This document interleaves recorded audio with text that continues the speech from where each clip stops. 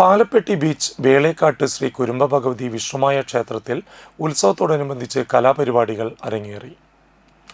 ഉത്സവത്തിൻ്റെ ഒന്നാം ദിവസം രാവിലെ ഗണപതി ഹോമം, കലശാഭിഷേകം, മലർനിവേദ്യം, തെയ്യൻ മുത്തപ്പന് കളം, ഉച്ചപൂജ, വൈകിട്ട് കുഞ്ഞി വേലുമുത്തപ്പന് കളം, ദീപാരാധന, വിഷ്ണുമായ സ്വാമിക്ക് പറയെടുപ്പ്, തുടർന്ന് കുട്ടികളുടെ വിവിധ കലാപരിപാടികൾ, ചാമക്കാല നന്ദനം വീരനാട്യം ടീമിൻ്റെ കൈകൊട്ടിക്കളി, തുടർന്ന് വിഷ്ണുമായ സ്വാമിക്ക് രൂപക്കളവും നടന്നു. ക്ഷേത്രം തന്ത്രി പുത്തൂർ സുധീഷ്, ക്ഷേത്ര മേൽശാന്തി പുത്തൂർ മോഹൻദാസ് എന്നിവർ മുഖ്യ കാർമ്മികരായി.